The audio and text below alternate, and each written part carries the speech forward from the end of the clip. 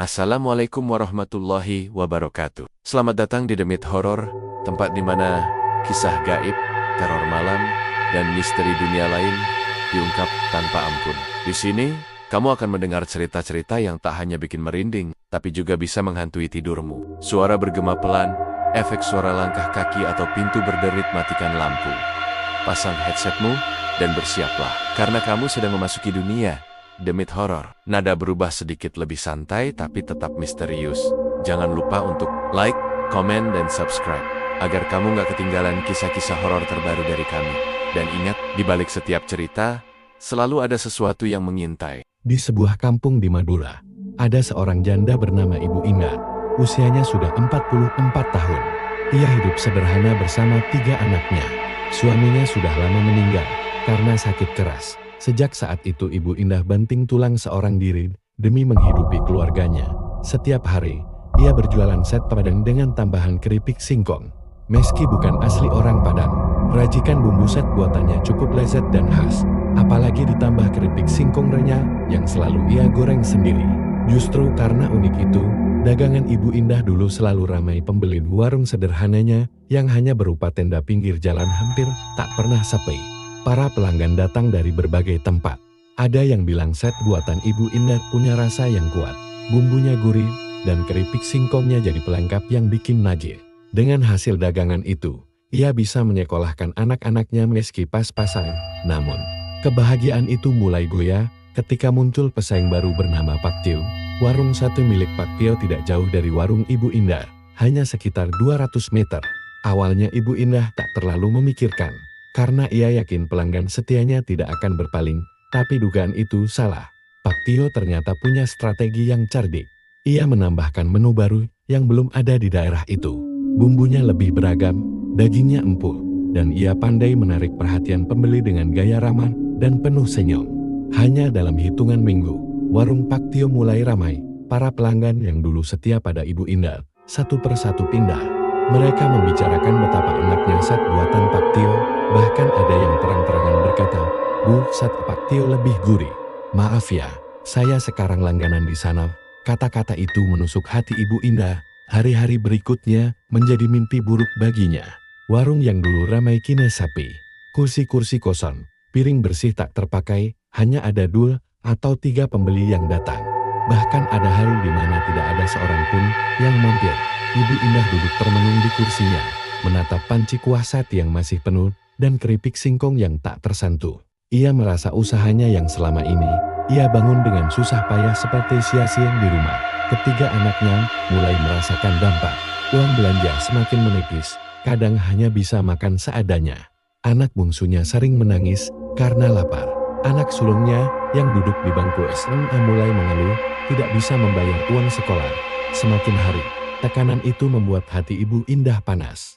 Ia mulai merasa benci pada Pak Tio. Baginya, Pak Tio adalah penyebab kehancuran keluarganya. Rasa iri, dengki, dan dendam menguasai pikirannya. Namun, di balik rasa marah itu, ada ketakutan besar. Bagaimana kalau suatu hari ia tak mampu lagi memberi makan anak-anaknya? Malam itu, saat ia menutup warung lebih cepat, karena tak ada pembeli, Ibu Indah duduk di depan tenda kecilnya. Ia menatap jalanan yang sepi dengan mata berkaca-kaca. Tangannya gemetar, dadanya sesak. Ia berbisik lirih pada dirinya sendiri. Apa aku harus menyerah? Atau aku harus mencari jalan lain? Sejak saat itulah, jalan gelap mulai terbuka di depan Ibu Indah. Tanpa ia sadari, sejak warungnya sepi, kehidupan Ibu Indah berubah drastis.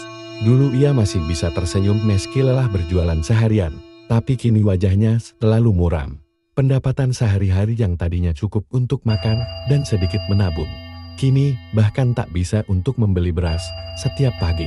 Ia tetap membuka warungnya dengan harapan ada keajaiban. Tapi yang datang hanya angin sepoi-sepoi menyapu meja-meja kosong. Sesekali ada pembeli, namun hanya segelintir orang. Sate dan keripik singkong yang sudah ia siapkan banyak tersisa, basi, lalu dibuang. Hatinya perih setiap kali melihat keripik singkong gosong di tempat sampah atau daging sate yang mengeras karena tak ada yang membeli. Di rumah, ketiga anaknya pun mulai sering mengeluh. Anak sulungnya, Rial, yang duduk di bangku SMA, menatap ibunya dengan wajah gusar. "Bu, uang SDP sudah nunggak 2 bulan. guru sudah kasih peringatan. Kalau nggak segera dibayar, aku bisa dikeluarkan, ucapnya lirih. Ibu Indah hanya terdiam, tenggorokannya kering. Ia tahu Rian butuh masa depan, tapi apa daya, uang tak ada. Nanti ibu usahakan, nak. Sabar ya, jawabnya sambil menahan tangis. Anak keduanya, Nisa, masih kelas 6 SD, ia sering merengek ingin membeli alat tulis dan seragam baru. Karena seragamnya sudah kekecilan. Sedangkan si bungsu, Bayu, yang baru 5 tahun, sering menangis minta makan lebih. Bu, aku lapar. Nasi tinggal dikit ya. Tanyanya polos, membuat hati Ibu Indah semakin remuk. Malam-malam mereka semakin suram. Rumah kecil itu terasa dingin dan penuh keluh kesah. Rian sering pulang sekolah dengan wajah muram. Nisa menangis karena dijek teman-temannya soal seragam lusuh, dan Bayu rewel minta jajan. Semua itu membuat beban di dada Ibu Indah semakin berat. Dalam kesendiriannya, rasa sakit hati kepada Pak Tio makin menggerogoti hatinya. Ia tak bisa tidur jika teringat warung Pak Tio yang selalu penuh. Dari kejauhan, setiap kali melewati jalan itu, ia melihat pelanggan berkerumun, bahkan ada yang rela antar panjang. Kenapa bukan aku? Kenapa semua harus pindah ke dia? Gumamnya dengan nada penuh iri. Rasa iri itu berubah jadi dendam. Ia mulai membayangkan betapa puasnya jika warung Pak Tio bangkrut, atau kalau bisa tak ada lagi yang mau beli set darinya. Tapi bayangan itu segera ia buang, karena ia sadar hanya imajinasi. Meski begitu, benih kejahatan sudah mulai tumbuh di hatinya. Suatu malam, setelah anak-anaknya tertidur, Ibu Indah duduk sendiri di ruang tamu yang gelap. Lampu minyak redup menyala, bayangan tubuhnya terpantul samar di dinding. Ia memeluk lutut, wajahnya murung. Ya Allah, aku harus bagaimana? Kalau begini terus, anak-anakku bisa kelaparan. Aku nggak kuat lagi.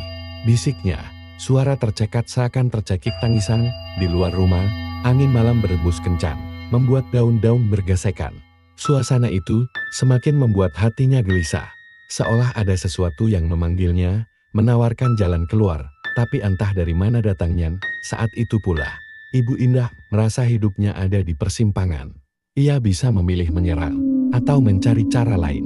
Sayangnya, pikiran yang berputar-putar di kepalanya mulai dipenuhi bayangan gelap cara cepat untuk bangkit dari keterpurukan. Meski ia tahu mungkin ada harga besar yang harus dibayar, ia menghela napas panjang. Lalu bergumam lirih, apa aku harus mencari jalan pintas? Meski itu berbahaya, dan malam itu, suara hatinya yang penuh putus asa mulai membuka pintu bagi sesuatu yang tak kasat mata untuk masuk ke dalam hidupnya. Malam itu suasana kampung begitu sunyi. Angin bertiup pelan, membuat tenda warung set Ibu Indah bergoyang-goyang. Ia duduk sendirian di kursi panjang, menatap jalanan yang sudah sepi. Di meja masih tersisa satu yang tak laku terjual, juga keripik singkong yang mulai melempem. Bau anyir dari kuah sate yang dingin menusuk hidung, membuat perutnya mual. Matanya berkaca-kaca, dadanya sesak. Ia merasa dunia semakin tidak adil. Apa salahku Tuhan? Aku cuma mau anak-anakku bisa makan. Tapi kenapa semua orang pergi ke warung itu? Bisiknya dengan suara bergetar. Ketika ia hampir terisang, tiba-tiba terdengar suara lirih dari arah jalanan yang gelap. Berat, ya, Bu, hidup ini. Ibu Indah terkejut. Ia menoleh, tapi tak ada siapa-siapa. Hanya suara jangkrik dan desiran angin malam. Ia mengira itu cuma halusinasi karena pikirannya kacau. Ia kembali menunduk, tapi suara itu terdengar lagi. Kali ini lebih jelas. Kalau ibu mau, ada jalan keluar. Jalan cepat, supaya warung ini kembali ramai seperti dulu. Pelan-pelan, dari bayangan gelap di dekat pohon warung, muncul sosok seorang pria tua. Tubuhnya kurus, punggungnya agak bongkok, memakai baju lusuh yang baunya apek. Wajahnya dipenuhi keriput, dan senyumnya samar tapi aneh, seperti menyimpan rahasia besar. Siapa? Siapa Anda? Tanya Ibu Indah dengan suara bergetar. Pria tua itu tidak menjawab langsung. Ia hanya berjalan pelan mendekat, langkahnya menyeret seperti orang sakit. Ketika ia sudah cukup dekat, matanya menatap tajam ke arah Ibu Indah. Aku hanya orang yang tahu jalan bagi mereka yang putus asa. Kau ingin warungmu ramai lagi kan? Ibu Indah tercekat. Bagaimana orang asing ini bisa tahu isi hatinya? Ia ingin pergi, tapi tubuhnya kaku, seakan ditahan oleh sesuatu. Jangan takut, aku tidak akan menyakitimu, kata pria itu lirih, sambil tersenyum aneh. Aku hanya menawarkan. Kau boleh menolak, Tapi jangan menyesal kalau hidupmu hancur, menawarkan. Apa maksudmu? Suara Ibu Indah gemetar. Pria tua itu mendekatkan wajahnya. Matanya yang keruh seperti menyala samar di bawah cahaya lampu jalan. Pesugihan, bisiknya, seakan berdesis ke telinga. Jantung Ibu Indah berdegup kencang. Kata itu membuat bulu kuduknya meremang. Ia tahu banyak cerita menyeramkan tentang orang-orang yang mengambil jalan itu, kaya mendadak, tapi berakhir tragis. Namun di satu sisi, hatinya yang putus asa berteriak ingin mendengar lebih jauh. Pria tua itu tertawa kecil, suaranya parau dan menggema. Aku bisa menunjukkan jalan. Ada tempat, ada ritual. Kau hanya perlu datang dengan sesajen. Set terpadangmu, dan keripik singkong itu. Bawa ke hutan angker di luar kota. Malam Jumat Kliwon. Di sana, kau akan bertemu dengan mereka. Kalau kau berani, daganganmu akan laris, dan hidupmu kembali seperti dulu. Tubuh Ibu Indah bergetar hebat. Ia ingin menolak, tapi bayangan wajah lapar anak-anaknya kembali muncul. Tangisan bayu, keluhan rian, ternyekan Nisa semuanya menyesakkan dada. Apa ada syaratnya? Tanyanya dengan suara lirih. Pria tua itu tersenyum miring. Senyuman itu menampakkan gigi kuningnya yang jarang-jarang. Tentu, tak ada yang gratis di dunia ini. Kau akan mendapat banyak, tapi mereka juga akan meminta balasan. Balasan itu, dari darah dagingmu sendiri. Mata Ibu Indah melebar, tubuhnya kaku. Ia ingin berteriak, tapi suaranya tak keluar. Angin malam tiba-tiba bertiup kencang, membuat lampu jalan berkelip-kelip. Ketika ia menoleh lagi ke arah pria tua itu, sosoknya sudah hilang. Yang tersisa hanyalah bau anyir dan bisikan halus yang terus terngiang di telinganya. Datanglah ke hutan. Malam Jumat Kliwon. Ibu Indah duduk terdiam, tubuhnya lemas, antara takut dan tergoda. Dalam hatinya, ia tahu pintu gelap baru saja terbuka, dan ia sedang berdiri di ambang jalan yang tak bisa ia bayangkan ujungnya. Malam itu akhirnya datang. Malam Jumat Kliwon, saat angin berembus dingin menusuk kulit, langit gelap tanpa bintang, hanya bulan separuh yang redup tertutup awan. Ibu Indah melangkah pelan di jalan tanah menuju sebuah hutan angker yang jaraknya cukup jauh dari kampung. Hatinya berdegup kencang, tubuhnya gemetar, tapi ia terus berjalan. Di tangannya, ia membawa sebuah bungkusan besar berisi sate padang buatan tangannya sendiri dan keripik singkong yang masih hangat. Bungkusan itu dibalut kain hitam, seperti yang diperintahkan oleh pria tua misterius yang menemuinya malam itu. Setiap langkah terasa berat. Semak belukar di sisi jalan bergoyang seakan ada mata yang mengawasinya. Suara jangkrik bersahut-sahutan, lalu tiba-tiba hening, membuat bulu kuduknya berdiri. Sesekali terdengar suara burung hantu melengking dari kejauhan, menambah rasa ngeri yang tak bisa ia bendung, sampai akhirnya ia tiba di tepi hutan. Pohon-pohon besar menjulang tinggi, batangnya berlumut, akar-akarnya menjalar ke tanah seperti ular raksasa. Bau tanah lembab bercampur anyir begitu menusuk hidung. Angin berputar-putar, membuat suara serak aneh seperti bisikan. Dengan langkah ragu, Ibu Indah masuk. Setiap kali ia menoleh ke belakang, ia merasa ada bayangan hitam yang mengikuti. Tapi begitu menatap lurus ke depan, tidak ada siapa-siapa. Setelah berjalan beberapa menit, ia sampai di sebuah lapangan kecil di tengah hutan. Di situ ada batu besar yang berlumut, bentuknya seperti altar. Ibu Indah teringat pesan pria tua itu. Letakkan sesajen di atas batu itu. Duduklah diam, apapun yang terjadi, jangan lari. Dengan tangan gemetar, ia membuka bungkusan, menaruh sate padang dan keripik singkong di atas batu besar itu. Aroma makanan itu langsung menyebar, tapi entah kenapa baunya berubah aneh, seperti bercampur darah segar. Belum sempat ia berdoa atau berkata apa-apa, angin tiba-tiba bertiup kencang. Daun-daun kering berterbangan, ranting-ranting pohon bergerak patah. Dari kejauhan, terdengar suara tawa kecil, lirih, tapi jelas. Hihi. Ibu Indah membeku. Dadanya naik turun cepat, peluh dingin membasahi tubuhnya. Tiba-tiba, dari balik pepohonan, muncul bayangan hitam tinggi menjulang. Matanya merah menyala, tubuhnya kurus panjang dengan tangan yang sangat besar, dan jari-jari panjang menyerupai cakar. Suara napasnya berat, seperti hembusan api. Makhluk itu melangkah perlahan, menghampiri batu besar. Ibu Indah ingin menjerit, tapi suaranya tercekat. Tubuhnya kaku, hanya bisa menatap. Makhluk itu menunduk, mencium sate padang dan keripik singkong. Ia tersenyum, memperlihatkan deretan gigi tajam berlumuran darah. Bagus-bagus. Suaranya dalam, bergema seperti keluar dari perut bumi. Kemudian makhluk itu menoleh ke arah Ibu Indah, matanya yang merah seakan menembus ke dalam jiwanya. Kau datang dengan niat. Aku tahu isi hatimu. Kau ingin daganganmu laris. Pelanggan berbondong-bondong. Uang mengalir deras. Ibu Indah mengangguk pelan, meski tubuhnya gemetar hebat. Iya, aku hanya ingin anak-anakku bisa makan. Aku ingin warungku ramai lagi. Makhluk itu tertawa keras. Suara tawanya membuat pohon-pohon berguncang, tanah bergetar halus. Hahaha, permintaanmu mudah.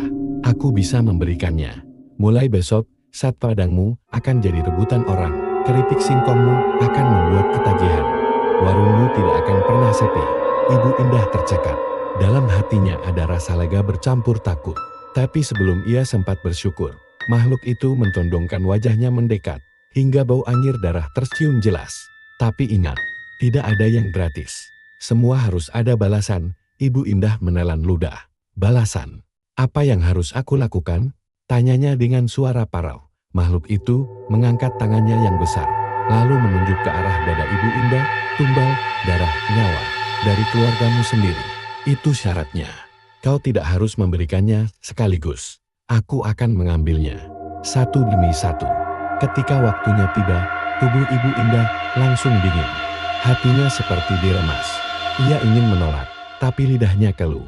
Bayangan wajah anak-anaknya muncul di pikirannya, tapi rasa takut kehilangan mereka kalah oleh keputusasaannya.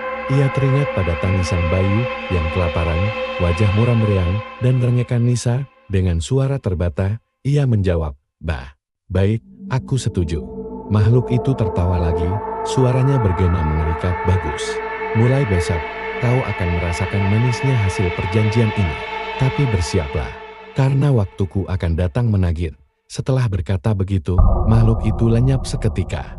Angin berhenti bertiup, hutan kembali sunyi. Hanya suara jangkrik yang terdengar. Ibu Indah terduduk lemas di tanah. Nafasnya terengah-engah, tubuhnya gemetar. Ia tahu, apa yang baru saja ia lakukan bukan hal biasa. Tapi ia mencoba menenangkan diri dengan satu pikiran. Yang penting anak-anakku bisa makan. Yang penting warungku ramai. Tanpa sadar, malam itu ia telah menyerahkan seluruh keluarganya pada kegelapan. Keesokan paginya, langit cerah seperti biasa. Ibu Indah membuka warungnya dengan hati yang masih dihantui ketakutan. Malam sebelumnya ia seperti bermimpi buruk, tapi semua itu terlalu nyata untuk disebut mimpi. Wajah makhluk mengerikan di hutan masih terbayang jelas. Begitu juga suaranya yang menyeramkan saat menagih tumbang dengan tangan gemetar. Ia menata meja, menyusun sat padang di atas piring, dan meletakkan keripik singkong di wadah besar. Ia tidak berharap banyak. Seperti biasa, mungkin hanya 1-2 orang yang akan mampir. Namun, yang terjadi di luar dugaan, pagi itu, beberapa pembeli mulai berdatangan. Awalnya hanya 2 orang, lalu bertambah 4, 6, 8, sampai warungnya penuh. Aroma sat padang yang ia buat entah kenapa lebih harum dari biasanya. Bumbunya mengeluarkan bau yang menggoda. Keripik singkongnya pun terasa lebih gurih, renyah, dan membuat orang ingin menambah terus. Wah, sat buatan ibu ini enak sekali. Rasanya lebih mantap dari biasanya, kata seorang pembeli sambil mengunyah lahap. Keripiknya bikin ketagihan. Saya bungkus lagi dia, ujar pembeli lain. Ibu Indah hanya bisa tersenyum, meski dalam hatinya ia bingung. Apa benar ini hasil dari perjanjian semalam? Hatinya sempat berdebar ngeri, tapi suara riuh pelanggan membuat ia lupa akan rasa takut itu. Untuk pertama kalinya setelah sekian lama, warungnya ramai lagi. Menjelang siang, antrean semakin panjang. Orang-orang rela berdiri menunggu kursi kosong. Bahkan ada yang berteriak-teriak karena takut kehabisan. "Bu, sate saya 1 porsi lagi. Keripiknya tambah, jangan lupa yang pedas." Ibu Indah kewalahan melayani, tapi wajahnya berseri-seri. Ia merasa bahagia, meski sesekali teringat pesan makhluk itu, tidak ada yang gratis. Aku akan menagih tumbal. Namun, ia menepis bayangan itu. Baginya, yang terpenting saat ini adalah uang hasil dagangan. Hari itu ia pulang membawa uang jauh lebih banyak dari biasanya. Matanya berbinar melihat lembaran-lembaran uang yang ia hitung berkali-kali. Di rumah, anak-anaknya pun merasakan perubahan. Rian bisa makan kenyang, bisa mendapat jajanan yang sudah lama ia inginkan. Bayu pun tertawa riang karena perutnya penuh. Mereka tidak lagi mengeluh. bahkan bisa tidur pulas malam itu. Tapi di balik kebahagiaan itu, ada tanda-tanda aneh yang mulai muncul. Malam pertama, setelah warungnya ramai, Ibu Indah mendengar suara berbisik di dekat telinganya saat ia hendak tidur. "Enak, kan? Daganganmu laris. Jangan lupa, waktuku akan tiba." Ia tersentak, matanya langsung terbuka lebar. Tapi tidak ada siapa-siapa di kamarnya. Hanya kegelapan pekat dan suara napasnya sendiri yang terengah. Hari-hari berikutnya, warungnya semakin ramai. Orang-orang dari kampung lain ikut berdatangan. Nama warung Sate Padang Keripik Singkong milik Ibu Indah mulai terkenal. Ia bahkan mendapat julukan sate teranak di Madura. Namun, di balik itu, hal-hal mengerikan makin sering terjadi. Keripik singkong yang ia goreng kadang mengeluarkan aroma aneh seperti amis darah. Saat ia mencicipinya, rasanya tetap enak, tapi hidungnya mencium bau bisi berkarat. Pernah suatu kali, ia memotong daging untuk sate dan melihat potongan itu berdarah terus, seolah-olah masih hidup. Tapi begitu ia berkedip, darah itu hilang. Ia berusaha menganggap semua itu halusinasinya saja. Ia tidak ingin hancur oleh rasa takut, namun keganjilan terbesar terjadi pada anak-anaknya. Riel, si sulung, mulai sering sakit kepala dan hidungnya sering mimisan tanpa sebab. Nisa, si tengah, sering bermimpi buruk. Katanya ada bayangan hitam yang duduk di sudut kamarnya sambil menatapnya tidur. Sedangkan Bayu, yang masih kecil, sering berbicara sendiri seakan ada teman yang tak terlihat. "Bu, tadi malam ada orang tinggi besar di dapur. Dia senyum sama aku," kata Bayu polos. Mendengar itu, tubuh Ibu Indah langsung merinding. Ia tahu itu bukan sekadar mimpi anak kecil. Itu pertanda makhluk itu mulai mendekat. Meski begitu, ia tetap menutup rapat mulutnya. Ia tidak berani bercerita pada siapapun. Ia hanya bisa berdoa dalam hati, berharap semua ini hanya fase yang akan berlalu. Namun jauh di lubuk hatinya, ia sadar setiap keping uang yang ia dapat kini berlumur janji gelap. Dan cepat atau lambat, harga yang harus ia bayar akan menjeratnya. Sejak warung Ibu Indah kembali ramai, hidupnya seperti berubah 180 derajat. Setiap hari warung penuh sesak oleh pelanggan. Uang mengalir deras, panci sate selalu habis, keripik singkong jadi rebutan. Dari luar, semua tampak sempurna. Namun, di balik itu, kengerian mulai menyelinap masuk ke dalam rumahnya. Malam pertama teror datang ketika Ibu Indah baru saja selesai menghitung uang hasil dagangan. Ia menyimpan uang itu di dalam lemari, lalu rebah di kasur dengan kelelahan. Baru saja matanya terpejam, ia mendengar suara langkah kaki berat di ruang tamu. Suara itu jelas sekali, seperti ada seseorang yang berjalan mondar-mandir. "Rian, Nisa, Bayu," panggilnya pelan, mengira anak-anaknya terbangun. Tidak ada jawaban. Suara langkah berhenti, digantikan dengan suara napas berat, seperti hembusan binatang besar. Ibu Indah langsung memeluk tubuhnya sendiri, ketakutan. Setelah membaca doa seadanya, suara itu hilang begitu saja. Keesokan harinya, Nisa mengeluh. "Bu, semalam aku nggak bisa tidur. Ada orang duduk di sudut kamarku. Badannya tinggi banget, matanya marah. Dia senyum terus ngeliatin aku," katanya dengan wajah pucat. Ibu Indah tercekat. Ia tahu itu bukan hayalan. Bayangan hitam dari hutan itu sudah mengikuti mereka pulang. Hari-hari berikutnya semakin aneh. Keripik singkong yang digoreng Ibu Indah terkadang berbau amis, persis bau darah segar. Pernah satu kali, saat ia meniriskan keripik, ia melihat minyak goreng berubah merah pekat seperti darah kental. Ia terlonjak kaget. Tapi ketika berkedip, minyak itu kembali normal. Di warung, pernah seorang pelanggan tiba-tiba muntah hebat setelah makan sate. "Bu, sate ini aneh. Rasanya enak, tapi aku kayak makan daging busuk," teriaknya sebelum jatuh pingsan. Orang-orang panik, tapi anehnya, keesokan harinya warung tetap ramai. Seakan-akan pelanggan lain tidak peduli dengan kejadian itu, malah makin banyak yang datang. Di rumah, Rian mulai sering demam tinggi dan mimisan tanpa sebab. Bayu, si bungsu, semakin sering berbicara sendiri. Suatu malam, ia berkata polos, "Bu, tadi ada om tinggi besar main sama aku. Tangannya panjang, matanya merah. Dia suruh aku ikut dia keluar rumah." Ibu Indah langsung menutup mulut Bayu dengan tangannya. Wajahnya pucat, matanya berkaca-kaca. Ia sadar bahwa janji makhluk itu bukan main-main. Tumbal dari darah dagingnya sendiri. Mungkin sebentar lagi akan ditagih. Gangguan semakin nyata ketika suatu malam, semua lampu di rumahnya padam bersamaan. Hanya ada cahaya bulan yang redup menembus celah jendela. Tiba-tiba terdengar suara sendok jatuh di dapur. Ketika Ibu Indah memberanikan diri memeriksa, ia melihat panci set berguncang sendiri di atas meja. Padahal tidak ada angin. Lalu terdengar suara tertawa lirih. Hihihi. Tawanya begitu dekat, seolah ada seseorang berdiri tepat di belakangnya. Dengan tubuh gemetar, ia menoleh. Tapi tidak ada siapa-siapa, hanya kegelapan pekat. Sejak malam itu, rumah Ibu Indah tidak pernah tenang lagi.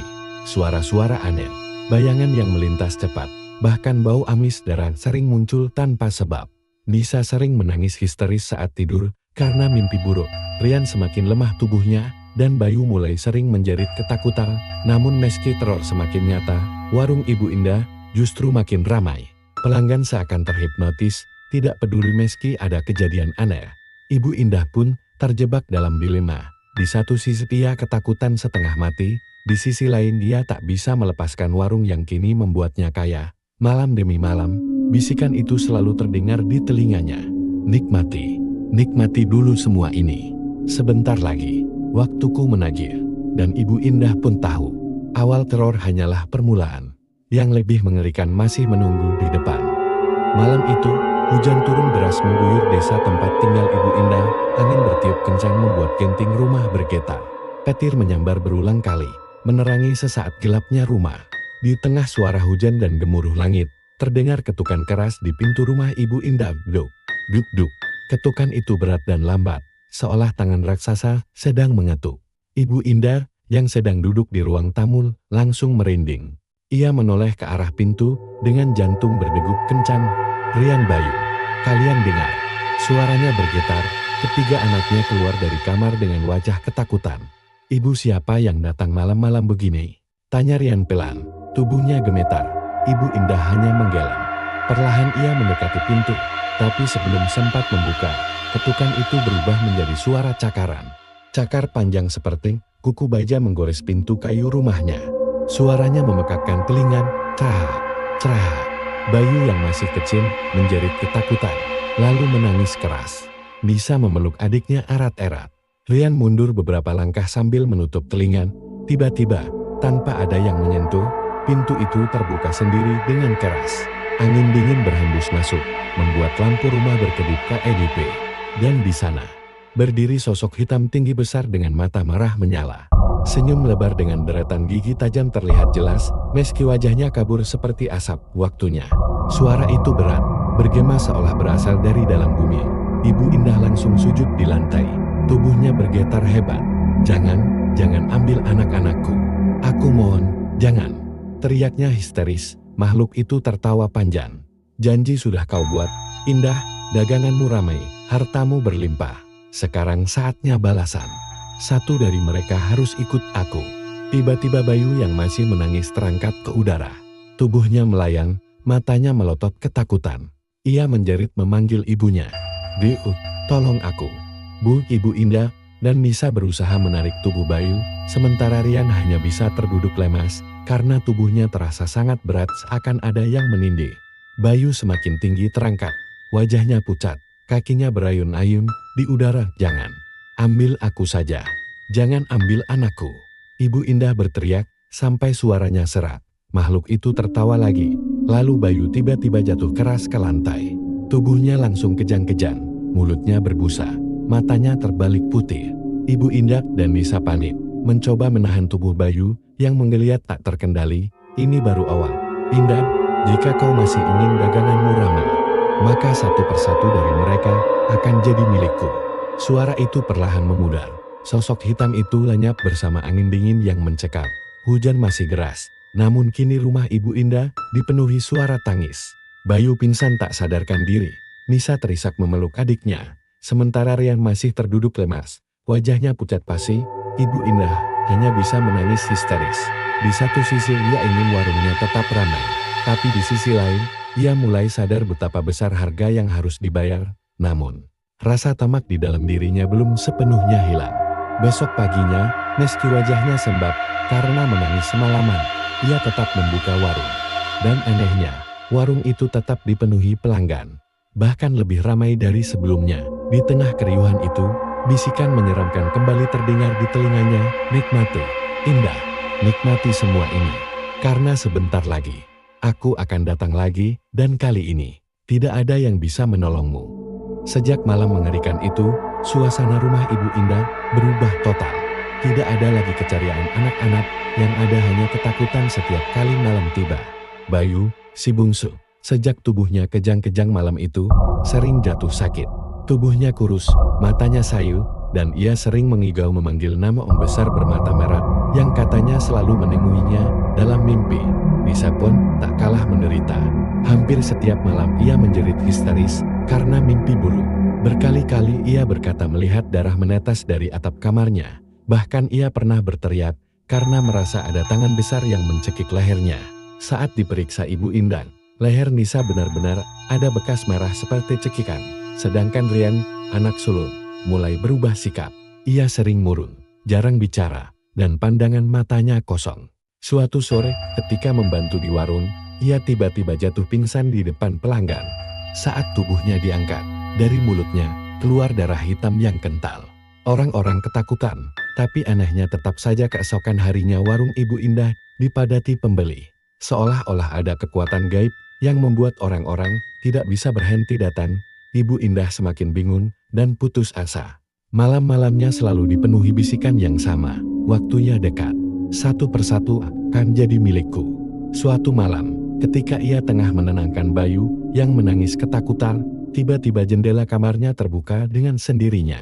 Angin dingin berhembus kencang, dan di balik tirai yang berkibar, tampak sosok tinggi hitam berdiri menatap mereka. Mata merahnya menyala terang. Senyum lebarnya memperlihatkan gigi runcing penuh darah. Bayu langsung terdiam. Matanya melotot, lalu tubuhnya kaku.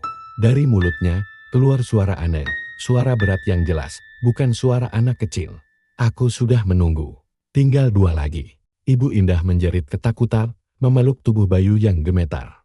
Namun saat ia menoleh lagi ke arah jendela, sosok itu sudah menghilang. Keesokan harinya, keadaan semakin memburuk. Warung memang makin laris, saat padangnya selalu habis sebelum malam. Keripik singkong jadi rebutan pembeli. Namun, daging sate yang dimasak Ibu Indah seringkali terlihat aneh. Pernah sekali, bisa melihat jelas daging itu bergerak sendiri ditusuk sate, seperti masih hidup. Bau anyir darah menyengat, tapi anehnya, pelanggan tetap mengatakan rasanya enak. Konflik batin semakin menghantui Ibu Indah. Ia ingin berhenti, tapi di sisi lain ia takut kehilangan segalanya. Lebih dari itu, ia juga takut jika perjanjian itu benar-benar dilanggar. Makhluk menyeramkan itu akan mengambil nyawa mereka sekaligus. Malam berikutnya, teror semakin menjadi. Rian yang sedang tidur tiba-tiba terbangun dan menjerit kesakitan. Dari punggungnya keluar goresan panjang, seolah ada kuku tajam yang mencabik kulitnya. Darah mengalir deras, membuat sprei kasurnya basah. Nisa menjerit ketakutan. Bayu menangis keras, sementara Ibu Indah berusaha menahan luka itu dengan kain. Namun semakin ditekan, darah semakin banyak keluar. Di tengah kepanikan itu, terdengar suara tertawa mengerikan memenuhi seluruh ruangan. Ah, satu persatu. Jangan lari, Indah. Semua akan jadi milikku. Lampu rumah padam seketika. Suara langkah berat terdengar dari ruang tamu, makin lama makin dekat ke arah kamar. Pintu kamar bergetar keras, lalu perlahan terbuka sendiri. Di balik pintu, tampak bayangan hitam besar mengisi seluruh ruangan. Mata merahnya menatap tajam ke arah keluarga Ibu Indah. Kali ini, tidak hanya bayangan, tapi wujudnya semakin jelas. Tubuhnya tinggi menjulang, kulitnya hitam pekat penuh luka, kukunya panjang seperti pisau. Lidahnya menjulur panjang meneteskan darah. Ibu Indahnya bisa memeluk ketiga anaknya yang ketakutan. Tangis mereka pecah, tubuh mereka gemetar hebat. Namun Ibu Indah tahu, tidak ada tempat lagi untuk lari. Perjanjian itu kini menagih nyawa dengan cara yang tak bisa ia hindari. Malam itu menjadi awal kehancuran besar. Rumah mereka benar-benar berubah jadi neraka, dan bayangan maut kini berdiri tepat di depan mereka. Malam itu, hujan masih deras mengguyur desa. Rumah Ibu Indah dipenuhi hawa dingin yang menusuk tulang. Angin menderu, jendela bergetar, dan suara tawa menyeramkan terdengar memenuhi seluruh ruangan. Ibu Indah memeluk ketiga anaknya erat-erat di sudut kamar. Tubuhnya gemetar hebat. Di depan mereka, Sosok hitam raksasa dengan mata marah menyala perlahan melangkah masuk. Setiap langkahnya membuat lantai berderit keras, seakan-akan runtuh. Waktunya sudah tiba. Indah, kau telah menikmati kekayaan. Sekarang bayar dengan darahmu. Suaranya bergema berat, membuat telinga terasa berdenging. Rian mencoba melindungi adik-adiknya. Jangan sentuh ibu dan adik-adikku, teriaknya, meski tubuhnya gemetar ketakutan.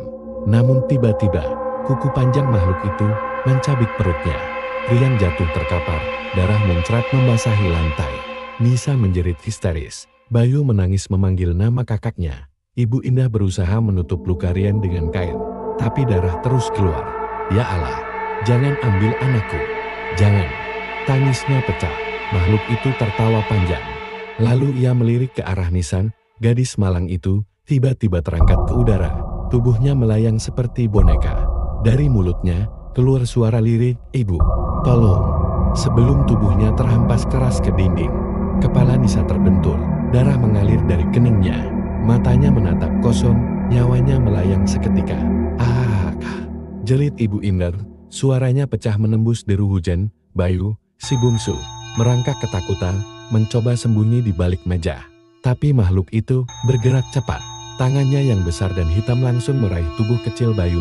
Anak itu menjerit, kakinya menendang-nendang, tangannya meraih ke arah ibunya. "Bu, tolong aku, Bu," teriaknya.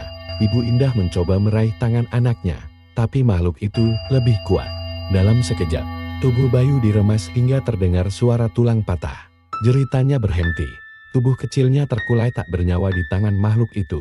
Ibu Indah jatuh terduduk, tubuhnya gemetar hebat. Matanya menatap tiga anaknya yang kini terkapar bersimbah darah. Tangisnya berubah menjadi teriakan putus asa. "Ambil aku saja. Jangan mereka. Kenapa bukan aku yang mati? Kenapa?" Makhluk itu perlahan mendekat, menunduk, menatap Ibu Indah yang kini sudah tak berdaya.